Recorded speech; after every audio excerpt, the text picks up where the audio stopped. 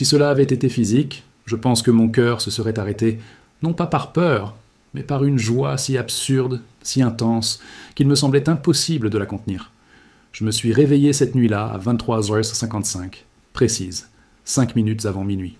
Je m'étais déjà endormi, mais quelque chose m'a réveillé, quelque chose d'indescriptible.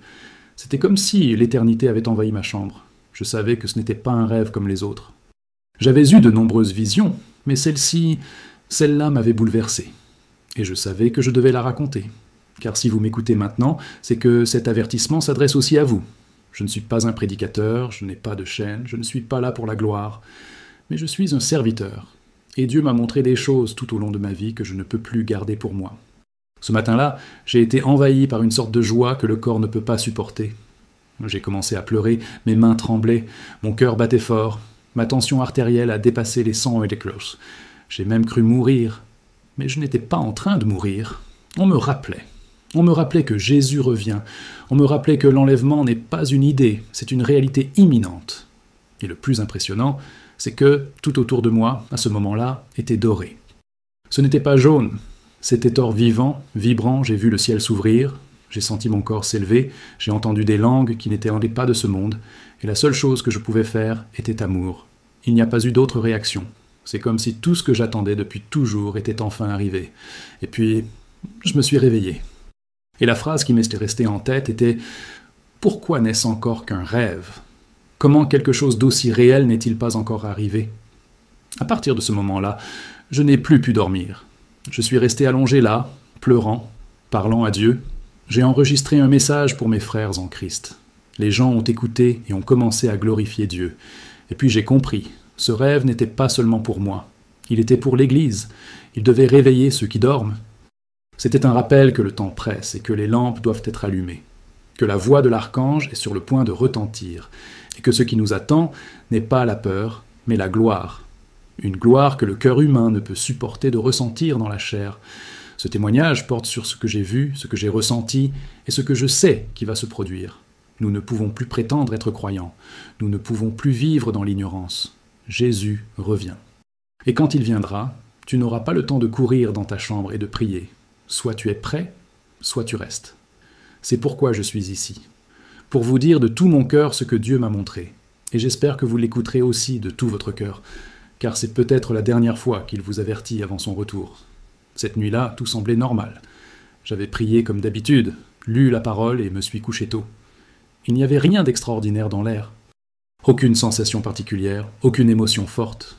Mais à 23h55, sans réveil, sans bruit, sans raison apparente, mes yeux se sont simplement ouverts. Je me suis réveillé avec une légèreté dans la poitrine, mais en même temps avec une lourdeur spirituelle inexplicable. C'était comme si quelqu'un m'avait appelé, mais sans un son. J'ai regardé autour de moi. La maison était silencieuse, le monde semblait trop calme, mais en moi quelque chose hurlait, se préparer. Je suis resté allongé là quelques secondes, essayant de comprendre. Puis une chaleur différente m'a envahi. Elle ne venait pas de mon corps, mais de mon âme. Une présence a rempli la pièce. Ce n'était pas de l'imagination. C'était une atmosphère. C'était comme si le ciel touchait le plafond. Mes yeux se fermèrent à nouveau, mais mon esprit était éveillé. Je ne savais pas si je rêvais ou si c'était un ravissement spirituel. Je savais seulement que, soudain, je n'étais plus là. C'était comme si le temps s'était arrêté. Et tout autour de moi était attiré par une force lumineuse. Et cette lumière était dorée. Ni blanche, ni bleue, dorée, comme de l'or liquide dansant dans l'air. Au milieu de cette lumière, j'ai commencé à m'élever. Et le plus étrange, j'ai vu mon corps là-bas, allongé sur le lit. Et en même temps, j'ai ressenti chaque seconde de cette élévation. C'était un mélange de conscience et d'esprit. J'ai entendu des sons que je n'avais jamais entendus auparavant. C'était comme si les anges parlaient une langue qui ne peut être apprise nulle part sur terre.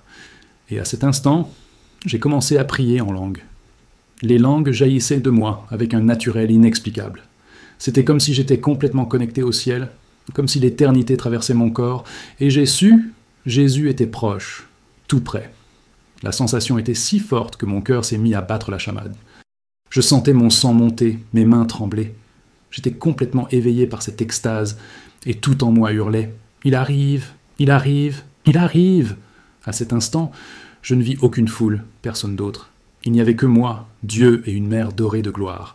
Et c'est alors que je compris quelque chose que je n'avais jamais vraiment saisi. Le corps humain ne peut pas supporter la pleine présence de Dieu, pas dans la chair, car s'il se manifeste pleinement, la chair se dissoudra. Et maintenant, la promesse de corps glorifié prend tout son sens. Ce n'est pas symbolique, c'est une nécessité, c'est une miséricorde. C'est alors que j'ai compris la prophétie. La chair et le sang n'hériteront pas du royaume de Dieu. Et à ce moment-là, j'ai pleuré. Car même si j'étais un simple serviteur, j'avais un avant-goût de ce qui allait arriver. Et c'est plus réel que tout au monde. Bien plus réel que ce qu'on appelle la réalité. Quand je suis retourné dans mon corps, je transpirais. Mes yeux étaient remplis de larmes. Ma bouche était sèche. Mon cœur battait la chamade. J'ai regardé l'horloge. Il était minuit pile. Et la seule chose que j'ai pu murmurer, c'est « Pourquoi n'est-ce encore qu'un rêve ?» Cette phrase m'a hanté. Je l'ai répétée doucement pendant une dizaine de minutes. Je le sentais palpiter dans ma poitrine. Pourquoi n'est-ce encore qu'un rêve?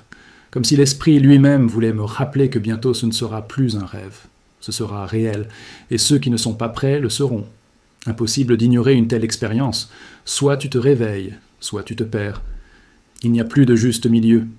Et tandis que le monde dort spirituellement, le ciel bouge. Il est sur le point de s'ouvrir. Et je vous le dis, le cœur tremblant. Si vous avez encore des doutes, demandez à Dieu de vous éclairer aussi. Car il vous avertit. Une fois de plus. Comme il l'a fait pour moi cette nuit-là.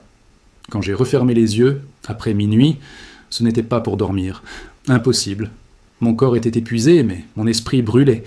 Et puis, comme si c'était la continuation du même rêve, ou de la même vision, je ne peux l'expliquer, j'ai été ramené dans ce lieu de lumière. Mais maintenant, tout était encore plus intense. C'était comme si auparavant je n'avais reçu qu'un avertissement, un aperçu. Mais maintenant, j'étais au cœur de la gloire. Et là, j'ai vu quelque chose que je n'avais jamais vu auparavant. J'étais soulevé par des mains invisibles. Ce n'étaient pas des mains physiques. C'était l'Esprit de Dieu lui-même qui me guidait. Et il y avait un chant, quelque chose de doux, de profond, d'éternel. En montant, j'ai regardé en bas. La terre s'éloignait, comme si tout ici était si petit, si fugace. Puis j'ai vu le ciel s'ouvrir comme un rideau d'or. J'ai pleuré si fort que je n'ai même pas remarqué les larmes qui coulaient dans le monde réel. C'était comme si chaque cellule de mon être ressentait la présence de Dieu. Je ne voyais pas encore clairement de trône, ni d'ange, mais je savais que j'allais au cœur de tout, là où règne l'agneau. Et même si je n'entendais pas sa voix à cet instant, je sentais qu'il m'attendait. C'était comme si Jésus m'appelait, rien que par son regard. Soudain, mon esprit s'est rempli de versets bibliques.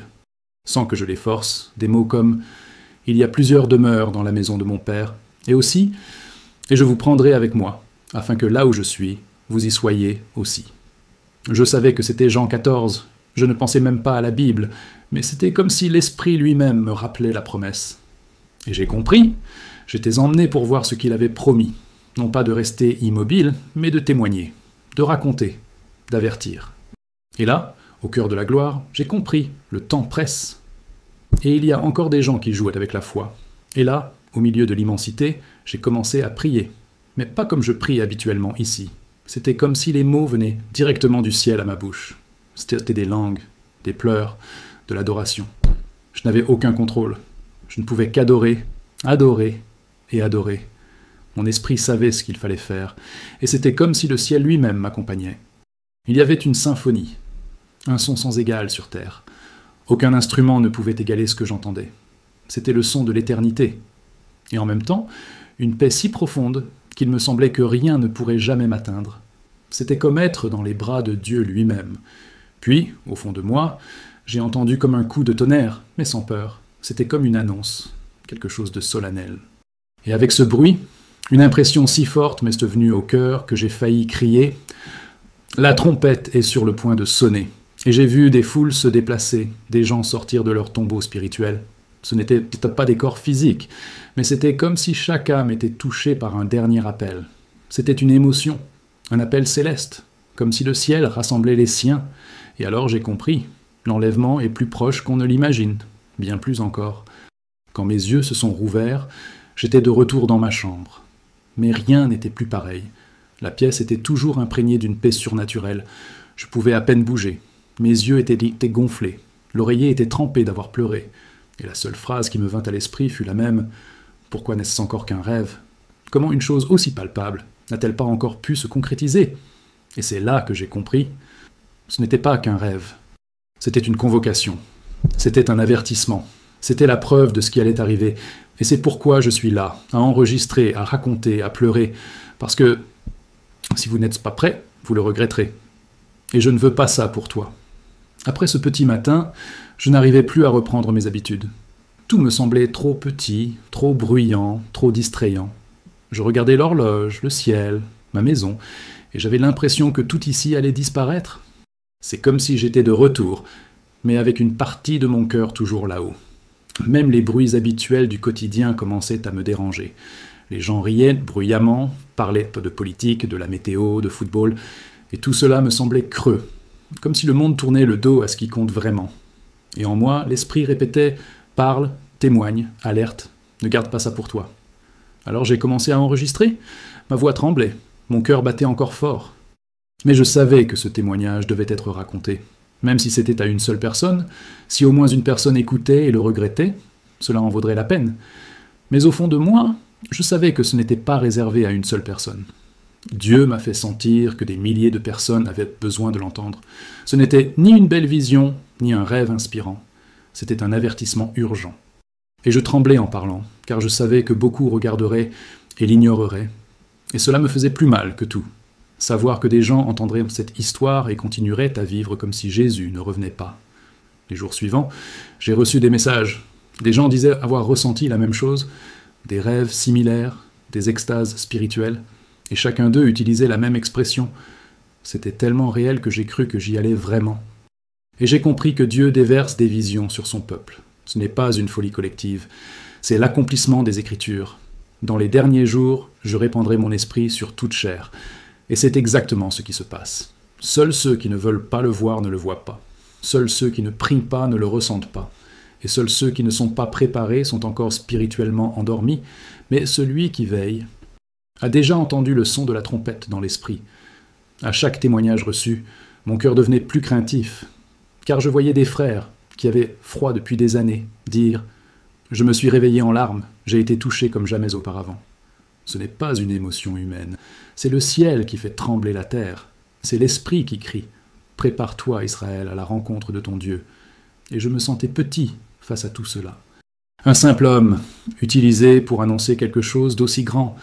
Je ne suis pas digne, j'ai des défauts, mais je sais ce que j'ai vu, je sais ce que j'ai ressenti, et je sais ce que Dieu fait ces jours-ci. Il sépare ceux qui écoutent de la foule qui se moquent. Mais pourquoi n'est-ce encore qu'un rêve ? Cette question me hante. Chaque fois que je la répète, elle me blesse comme une épée. Car en vérité, Dieu me donne encore du temps. Un simple rêve est la miséricorde du Seigneur. C'est l'avertissement final avant la dernière trompette. Et si vous vous arrêtez et prêtez attention, vous verrez que tout autour de vous le crie. Guerre, tremblement de terre, refroidissement de l'amour, confusion spirituelle. Nul besoin d'être prophète pour le voir, il suffit d'être sincère. Il suffit de vouloir le voir. Et si vous le voyez, vous ne pouvez plus vivre comme avant. Soit vous capitulez, soit vous vous endurcissez. Mais neutre, ce n'est plus possible. Je sais ce que j'ai vu. Et je ne m'excuserai pas de le répéter. Car lorsque Jésus reviendra, beaucoup se souviendront de cette vidéo, de cette voix, de ce message, et ils regretteront de ne pas l'avoir pris au sérieux. Mais il est peut-être trop tard. C'est pourquoi j'insiste. Parce que je veux que vous m'accompagniez. Pour monter aussi. Pour vivre cette gloire indescriptible. Pour regarder Jésus dans les yeux et entendre « Venez, béni de mon Père », et que cela cesse d'être un simple rêve, et devienne la plus glorieuse réalité de votre existence, parce que j'y ai déjà goûté. Et je peux dire, rien sur terre n'est comparable à ce qui arrive. Rien. Je suis un homme d'âge mûr. J'ai mes limites. Je souffre d'hypertension artérielle depuis des années. Mon médecin me conseille toujours d'éviter le stress et les émotions fortes. Mais ce que j'ai ressenti cette nuit-là n'était pas de l'émotion. C'était quelque chose de bien plus profond. Ma tension artérielle a grimpé en flèche. Mon cœur battait si fort que j'avais l'impression qu'il allait exploser. J'étais allongé là, incapable de bouger. Mon corps était épuisé, mais mon âme était encore au paradis. Et je me demandais, vais-je mourir maintenant ? Mais Dieu m'a donné la paix au milieu de tout cela. Il m'a fait comprendre que ce n'était pas une fin. C'était un envoi, un appel, un souffle d'en haut qui me disait « Parle, parle maintenant ». J'ai attrapé mon téléphone, encore tremblant, et j'ai enregistré un message vocal pour mes frères du groupe Telegram. L'enregistrement était inégal, mais j'entendais à mes pleurs, ma respiration, mon profond désespoir. Et bientôt, ils ont commencé à réagir. L'un a dit « Je pleure comme un enfant ». Un autre a répondu « Frère, tu m'as réveillé ». Et c'est là que j'ai compris que l'Esprit de Dieu soufflait aussi sur les autres. Ce qui a commencé dans une pièce sombre à 23h55 s'est transformé en un incendie à l'autre bout du monde. Et j'ai senti que ce témoignage devait aller plus loin, qu'il ne s'adressait pas seulement à mon entourage, il s'adressait à une multitude de personnes. Et je n'en pouvais plus. Alors j'ai demandé à Dieu de me donner la force, et j'ai commencé à écrire. Puis j'ai enregistré la vidéo. J'ai parlé avec mon cœur, pas de scénario, pas de répétition, pas de maquillage. Juste moi, la caméra et la gloire qui brûlaient encore dans ma poitrine. Et plus je parlais, plus je me souvenais de détails de la vision, de l'or, du son, de la paix. Et cette phrase m'est revenue comme un écho. Pourquoi n'est-ce encore qu'un rêve ? Elle m'a profondément blessé, car je savais que ce silence touchait à sa fin. Le temps de l'attente est révolu.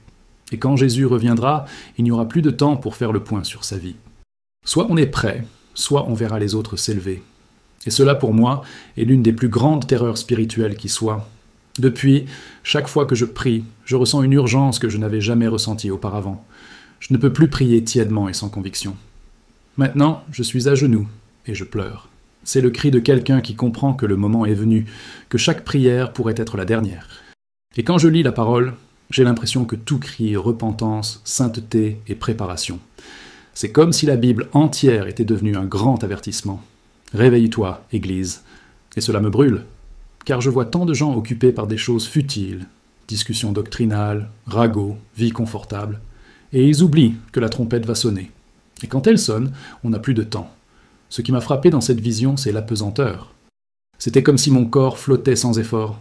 Il n'y avait ni douleur, ni fatigue, ni peur. Il n'y avait que la gloire. Et j'ai compris qu'une fois transformé, tout cela disparaîtra. Les maladies, les difficultés, les limitations, tout. Seul l'Éternel subsistera. Seul ce qui vient d'en haut. Et cela m'a fait pleurer encore plus, car j'ai réalisé que je passais tant de temps à m'inquiéter de l'éphémère. Et là, en volant vers la gloire, tout cela n'avait plus de sens. Ce qui compte vraiment, c'est d'être prêt. C'est être rempli de l'esprit. C'est garder ses lampes allumées, comme Jésus l'a enseigné. Si je pouvais vous faire vivre cette vision, je le ferais. Si je pouvais vous faire ressentir ce que j'ai ressenti, je le ferais maintenant. Car ce que j'ai ressenti n'était pas une émotion religieuse. C'était un appel direct du ciel. Et je vous en supplie, vous qui aimez votre âme, ne remettez plus à plus tard. Ne considérez pas cette vidéo comme une simple vidéo de plus, car elle pourrait être le dernier appel que Dieu vous adresse avant l'enlèvement. Je sais que c'est lourd à dire, mais c'est la vérité. Dieu m'a permis de vivre cela pour crier au monde qu'il est encore temps. Mais il est court, très court. Et le moment de s'abandonner complètement, c'est maintenant. Pas plus tard. Maintenant. Ce qui est resté le plus gravé dans ma mémoire, c'est la couleur. C'était un or qui n'existe pas ici. Ce n'était pas le jaune d'un coucher de soleil, ni l'or des joyaux, ni la lumière d'une lampe.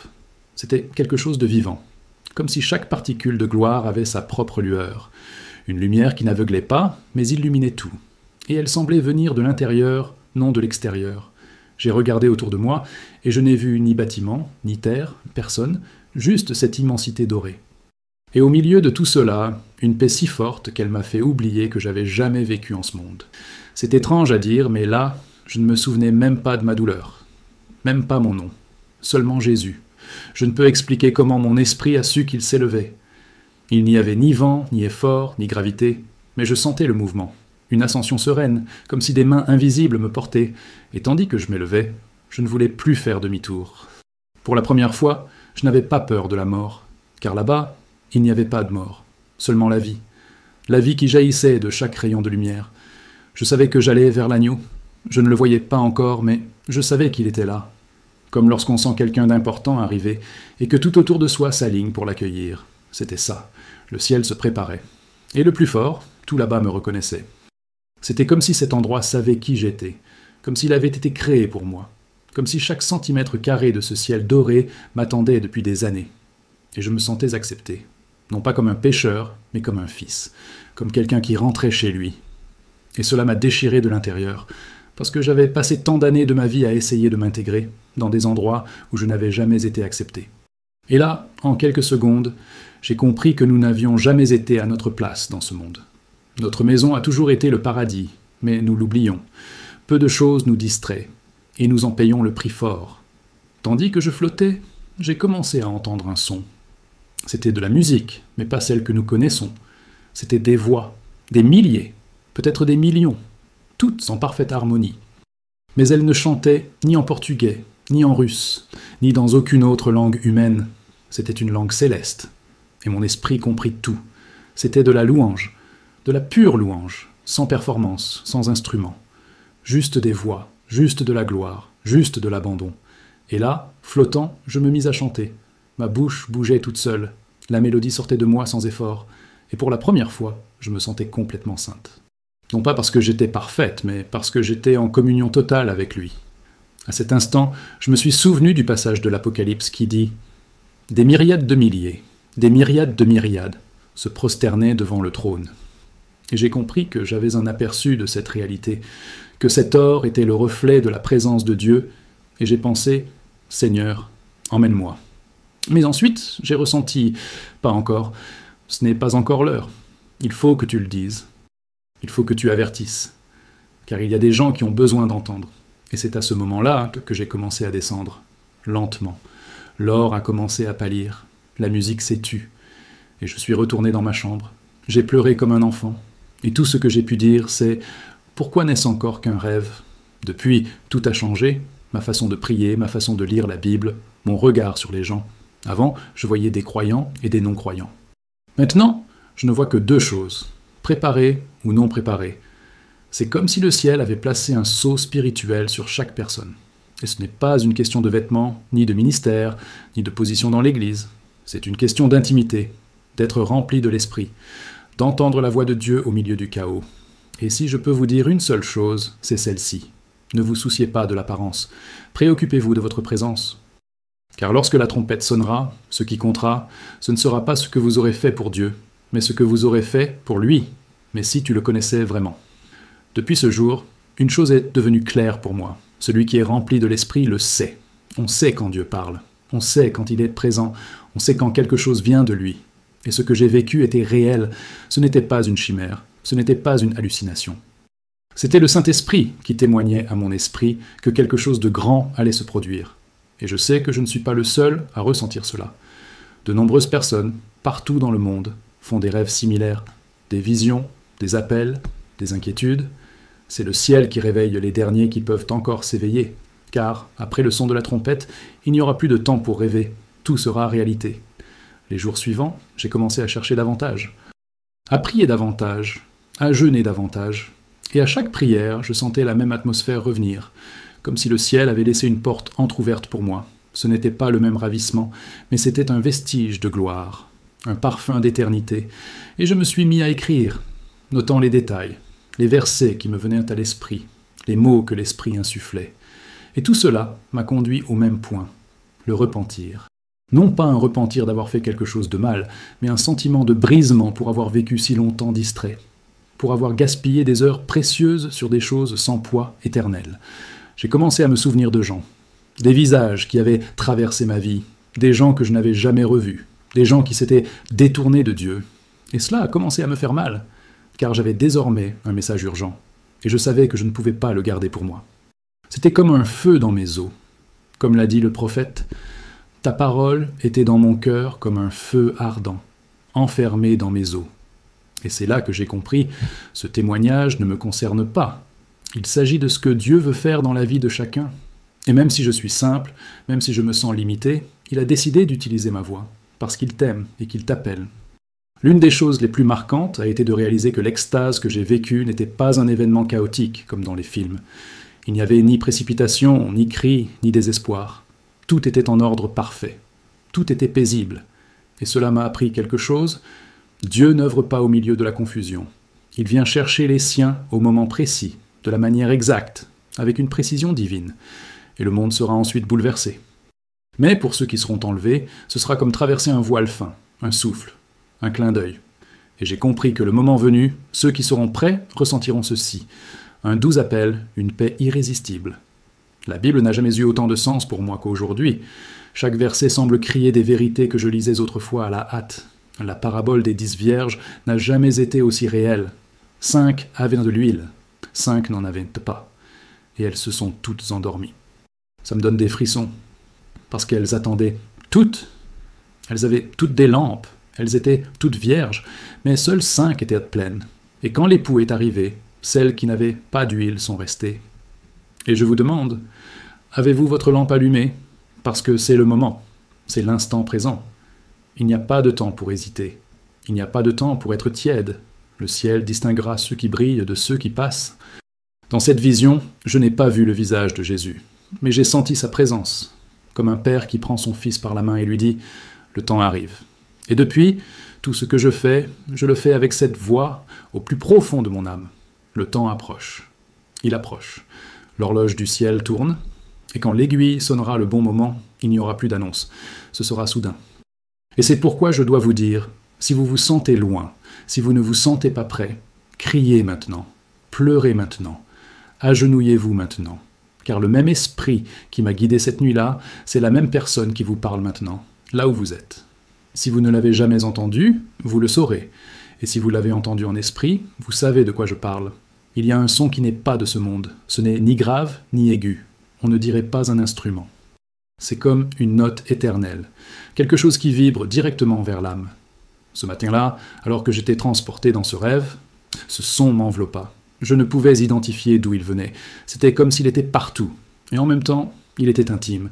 C'était comme s'il ne parlait qu'à moi.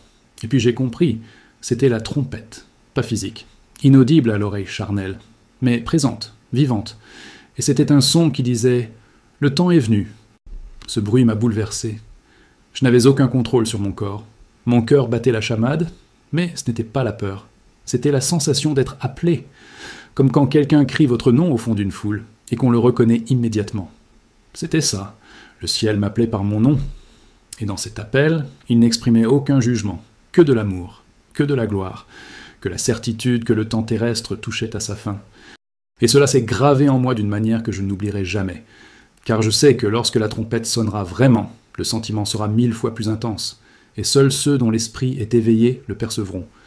La parole dit que la trompette sonnera et que les morts en Christ ressusciteront d'abord. Alors, nous qui sommes vivants, nous serons transformés. J'ai compris cela dans cette vision d'une manière qu'aucune étude théologique ne m'avait apprise. Car lorsque vous sentez le son venant du ciel, vous comprenez que tout cela n'est pas symbolique. Cela se produira, littéralement. La trompette résonnera, ceux qui dorment en Christ ressusciteront. Et nous, ceux qui sont prêts, seront tirés vers le haut. Non par notre propre volonté, non par la force humaine, mais par cette force irrésistible du Saint-Esprit, la même qui m'a emporté cette nuit-là. C'est à ce moment-là que ça m'a frappé. L'enlèvement ne sera pas une surprise pour ceux qui sont préparés, ce sera une confirmation. La plupart seront choqués, tomberont à genoux, désespéreront, mais ceux qui marchent avec l'Esprit le ressentiront en premier. Ils l'entendront en premier, ils le sentiront. Et je l'ai ressenti. J'avais l'impression que tout cela allait arriver à tout moment, comme si, une seconde après la vision, on pouvait m'emmener en costume, et cela m'a fait trembler. Car je sais qu'il y a des gens qui se disent croyants, mais qui n'ont aucune intimité avec Dieu. Et sans intimité, il n'y a pas d'huile, et sans huile, la lumière s'éteint au moment où elle devrait être allumée. Après cette expérience, j'ai relu 1 Thessaloniciens 4. Je l'avais lu de nombreuses fois, mais maintenant tout prenait plus de sens. Paul ne créait pas de métaphore. Il décrivait ce qui allait arriver. Et ce qui allait arriver serait glorieux ou tragique. Cela dépendait de l'endroit où l'on se trouvait. Si l'on était en Christ, ce serait le jour le plus incroyable de sa vie. Si l'on était loin, ce serait le début d'une souffrance sans fin. Et c'est là que les gens se taisent. Ils ne veulent pas entendre parler de jugement.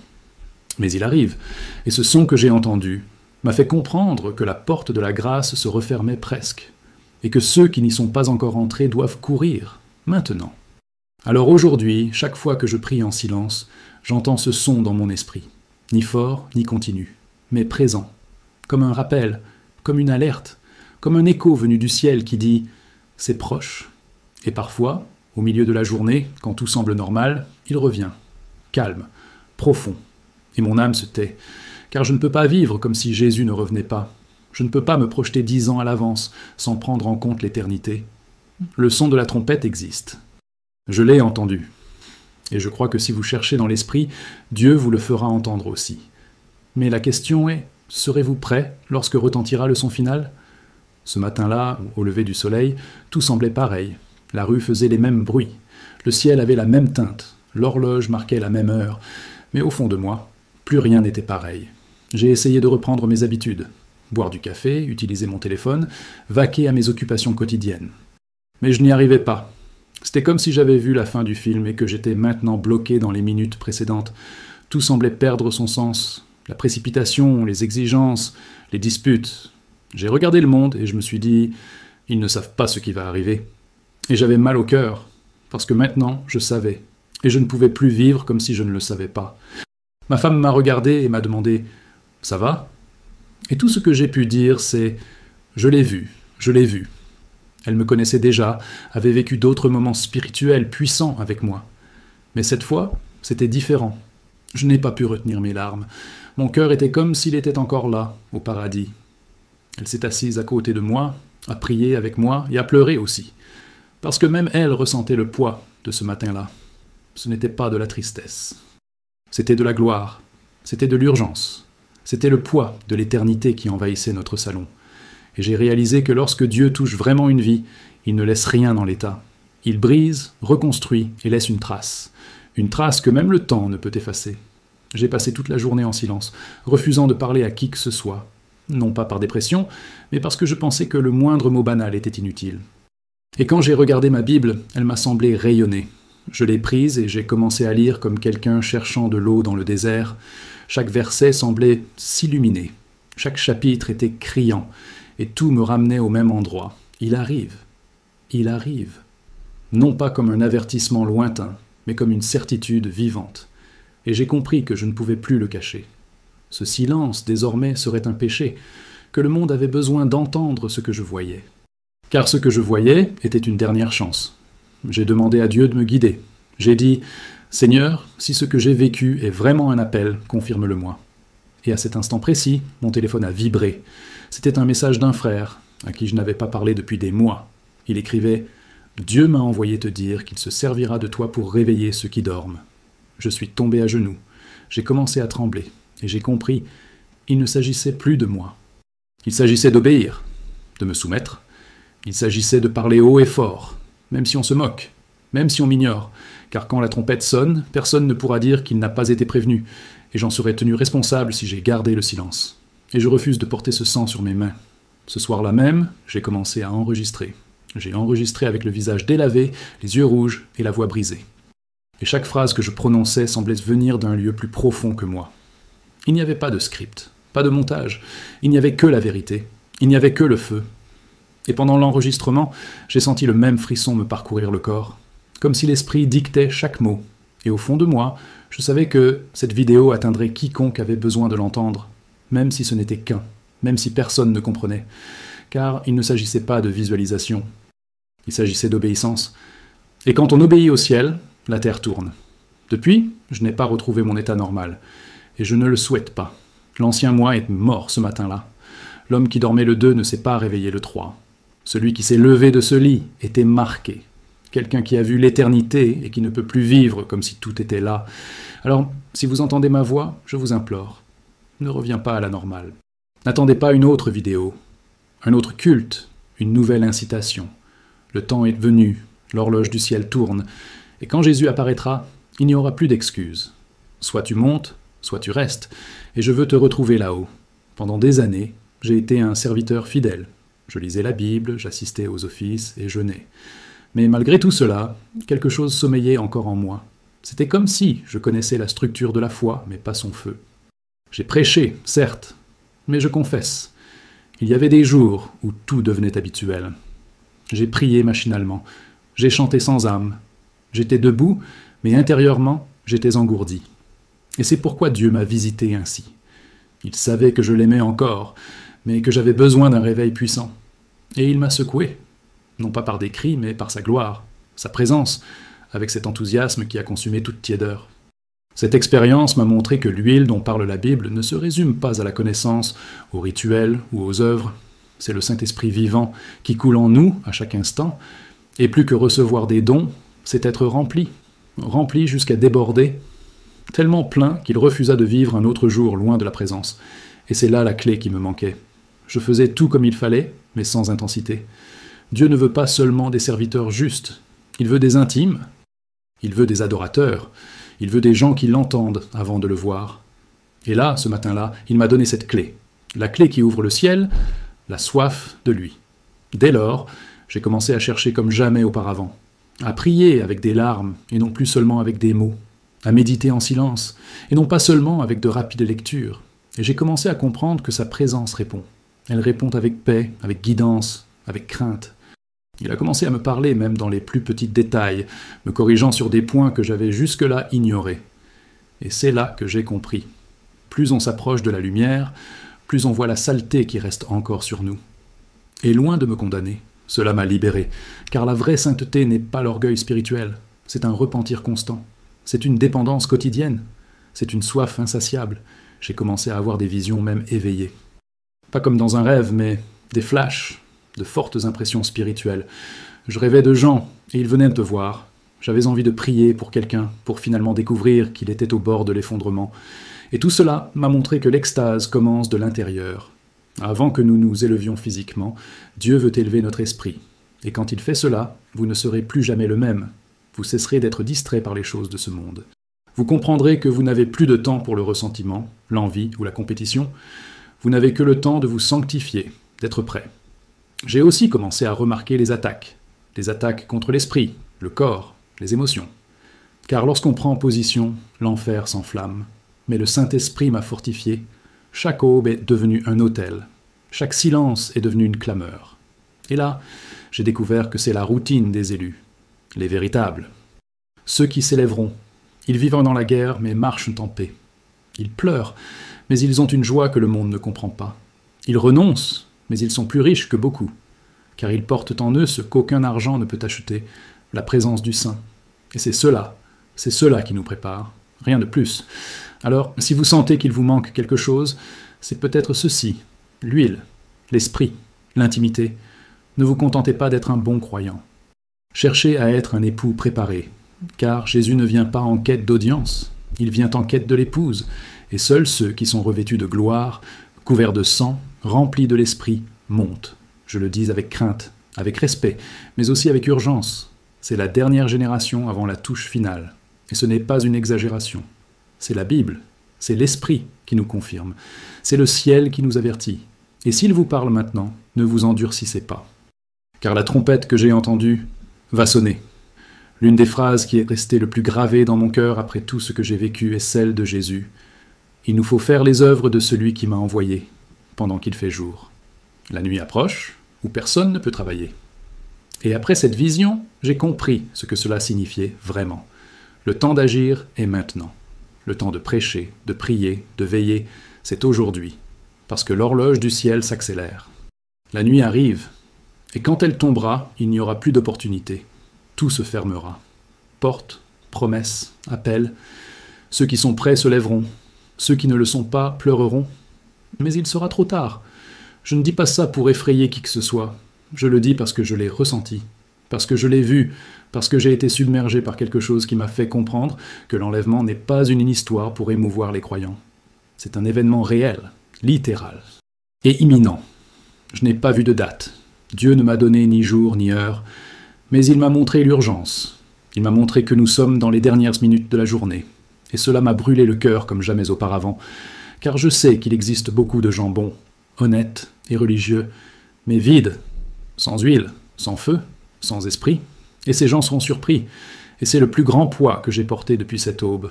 Savoir que beaucoup de ceux qui pensent qu'en partir resteront. Cela m'a fait réfléchir sur moi-même, sur mes intentions, mes habitudes, mes péchés cachés. Car être utilisé par Dieu n'est pas une preuve d'approbation. Les dons sont irrévocables, mais seule l'intimité garantit l'entrée. Et cela m'a brisé. Moi qui me croyais prêt, j'ai réalisé qu'il me restait encore beaucoup à régler. Beaucoup de saleté cachée sous le tapis de mon âme, et ce n'est pas de la honte, c'est de la grâce, c'est de la miséricorde. Car Dieu ne montre ces choses qu'à ceux qu'il aime. Il ne discipline que ses enfants. Et alors j'ai compris, la sanctification n'est pas facultative. C'est la marque de ceux qui s'élèveront. J'ai commencé à jeûner, non seulement de nourriture, mais aussi de distraction. J'ai abandonné les projets vides, coupé les amitiés qui m'éloignaient de la présence. J'ai réduit mes conversations. J'ai augmenté le temps passé en secret. Et ce n'était pas facile. C'est douloureux. C'est perturbant. Mais au bout d'un moment, l'esprit prend la place du vide, et vous commencez à tomber amoureux d'être avec Dieu. Il commence à préférer l'autel au divertissement. On commence à voir le sens du silence. Et c'est là que j'ai compris. Dieu ne veut pas de foule débordante d'émotions. Il veut des gens déchirés intérieurement, qu'ils disent « Seigneur, enlève-moi tout, mais ne m'enlève pas ta présence. » Et c'est devenu mon cri. Aujourd'hui, chaque personne que je croise est potentiellement un élu. Je regarde les gens dans les yeux et me demande « Est-ce que celui-ci s'élèvera ?» Et cela change tout. Cela change ma façon de parler, de traiter les gens, d'annoncer les choses, parce que maintenant je vis avec le sentiment d'avoir une mission. Je sais que le temps presse, et je ne veux pas arriver au paradis et voir des visages familiers pleurer parce qu'ils n'ont pas entendu l'avertissement. Ou pire, parce qu'ils ont entendu et n'ont pas cru, et donc j'ai décidé que ma vie était désormais un signal d'alarme, un réveil, un son venu du ciel qui dit « Réveillez-vous, habillez-vous en blanc, allumez la lampe, il arrive ». Peut-être que vous vous êtes replié sur vous-même. Peut-être que vous avez froid, peut-être que vous ne savez même pas par où commencer. Mais si vous ressentez encore cette oppression dans la poitrine, il est encore temps. Si la parole vous touche encore, c'est que la porte est encore ouverte. Mais cela ne durera pas éternellement. Et je vous le dis, moi qui ai vu l'éternité de près, ne la remettez pas à plus tard. Le repentir qui sauve précède le jugement. Après, il y a la douleur, il y a le regret. Et je ne veux pas que vous viviez cela. C'est pourquoi Dieu m'a réveillé ce matin-là. Et c'est pourquoi je suis ici, à consigner ce témoignage, parce qu'en plein jour, je parlerai, même si le monde préfère dormir. Je ne sais pas comment expliquer ce sentiment, mais depuis cette nuit-là, je me réveille chaque jour avec la même pensée. Aujourd'hui pourrait être le jour. Je ne sais pas si ce sera demain, le mois prochain ou dans un an, mais je sais que nous sommes proches, très proches. C'est comme être à la gare, à écouter le bruit d'un train qui approche, sans même le voir encore. Et même si les gens autour de moi poursuivent leurs occupations, dans mon esprit, tout est en alerte. Non pas par peur, mais par anticipation. Car ceux qui ont été touchés par l'éternité, je ne peux plus aimer ce monde. Nous vivons, oui. Mais le regard tourné vers le ciel, j'ai commencé à observer les signes. Non seulement ceux de la Bible, mais ceux de la vie elle-même. La froideur des cœurs, la banalisation du péché, des enfants attaqués, des familles détruites, des églises transformées en scènes de théâtre, des personnalités se moquant de Dieu en public, et le peuple applaudissant. Comme au temps de Noé, comme au temps de Lot, tout se déroule sous nos yeux. Et pourtant, la plupart restent endormis, et c'est ce qui m'a le plus blessé dans cette vision, sachant que beaucoup sont trop distraits pour entendre le son de la trompette, qu'ils sont tellement occupés par les affaires terrestres qu'ils manqueront le plus grand événement de l'histoire humaine. L'enlèvement n'est pas une théorie, ce n'est pas un débat théologique, c'est réel. Je l'ai ressenti, je l'ai goûté. Je l'ai vécu. Et dans cette vision, alors que je commençais mon ascension, j'ai compris que ce n'était pas mon choix. Ceux qui étaient prêts étaient pris. Ceux qui ne l'étaient pas restaient simplement sur place. C'était automatique. Comme si un champ de force attirait ceux qui étaient scellés. Et cela m'a frappé. Car au moment de l'enlèvement, inutile de courir demander des prières. Inutile de se souvenir des louanges. Inutile de chercher une vidéo sur YouTube.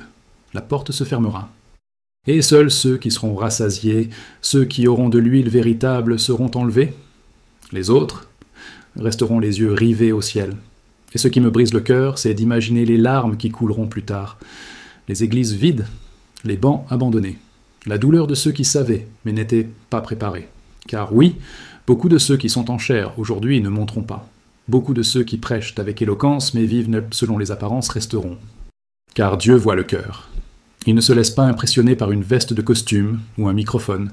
Ce qu'il désire, c'est l'abandon, l'obéissance, la sainteté. Et c'est pourquoi ce témoignage doit aller aussi loin que Dieu le souhaite.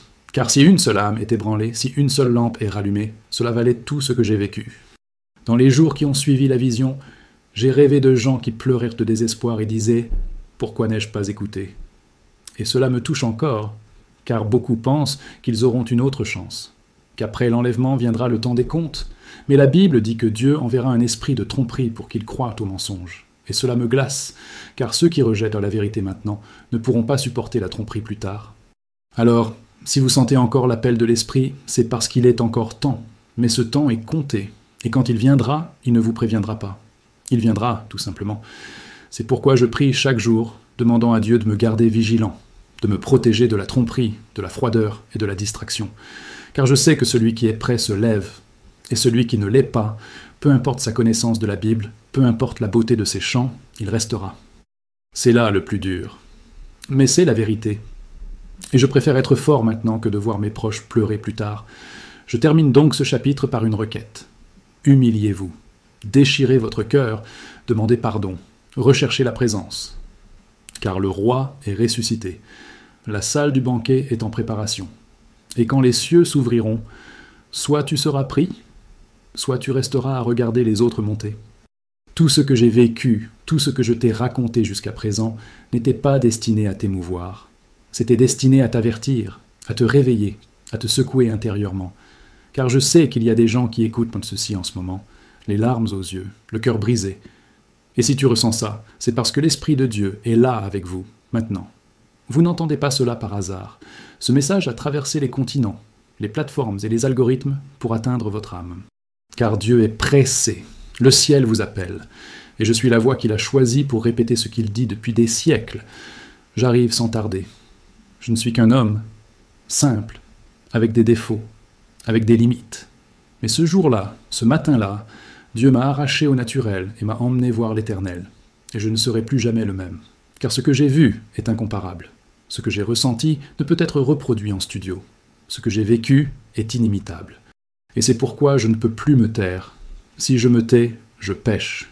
Si je me tais, je renie ce que j'ai reçu. Voilà donc ma mission désormais, parler. Parler jusqu'à ce que la dernière trompette retentisse. Parler jusqu'à ce que la dernière âme s'éveille. Parler jusqu'à ce que les cieux s'ouvrent vraiment. Et je continuerai, même s'ils se moquent de moi, même s'ils m'ignorent. Mais maintenant, je dois vous demander, et vous? Que ferez-vous de tout ce que vous avez entendu? Pleurerez-vous quelques minutes, puis passerez-vous à autre chose comme si de rien n'était? Ou tomberez-vous à genoux et direz-vous, Seigneur, je veux être prêt? Car cette décision n'est pas collective, elle est personnelle. C'est entre toi et Dieu. Personne ne peut le faire à votre place. Ni votre pasteur, ni votre femme, ni votre mère. Vous seul pouvez allumer votre lampe. Et si elle s'éteint, l'époux passera, et vous resterez. Et mon cœur tremble rien qu'à y penser. C'est pourquoi je vous dis, s'il y a encore en vous la repentance, alors il y a de l'espoir. Si vous vous sentez distant, abattu, froid, le ciel est prêt à te soulever. Mais il faut que ce soit maintenant, pas demain, pas au prochain service, maintenant, car l'horloge du ciel a déjà fait son dernier tour. Nous vivons les dernières secondes de grâce. Et si vous ignorez cet appel, vous n'en recevrez peut-être jamais d'autres. Je le dis les larmes aux yeux. Car je sais que beaucoup entendront ce message et le remettront à plus tard. Et ce plus tard n'arrivera jamais. Par conséquent, au nom de Jésus, n'endurcissez pas vos cœurs, il frappe toujours à la porte. Mais bientôt ce sera toi qui frapperas, et la porte ne s'ouvrira plus. Et si vous êtes prêts, si vous sentez que le moment est venu, priez avec moi. Là où vous êtes, parlez à Dieu. Nul besoin de belles paroles. Soyez simplement authentiques. Dites, Seigneur Jésus, pardonne-moi, je me repens. Je veux être rempli de ton esprit. Je veux marcher dans la sainteté. Délivre-moi de tout ce qui me sépare de toi. Inscris mon nom dans le livre de vie. Prépare-moi à l'enlèvement. Je ne veux pas rester. Je veux monter, et je te donne tout. Ma vie, mon cœur, mon âme. À partir de ce jour, je suis à toi, au nom de Jésus. Amen. Si tu as prié sincèrement, alors crois. Le ciel t'a entendu. Et maintenant, en tant que serviteur, je vous dis, préparez-vous comme jamais auparavant. Vivez comme si vous alliez monter à tout moment. Aimez la parole. Recherchez le Saint-Esprit. Fuyez le péché. Et gardez vos lampes allumées. Car il vient, et quand il viendra, je veux te rencontrer dans les nuages. Je veux te regarder et dire, tu as entendu, tu as cru, tu es venu. Et ensemble, nous entrerons dans un lieu qu'aucun œil n'a vu, qu'aucune oreille n'a entendu, et qui ne s'effacera jamais de la mémoire. L'éternité est à portée de souffle, et maintenant, après tout ce que je vous ai dit, le choix est entre vos mains.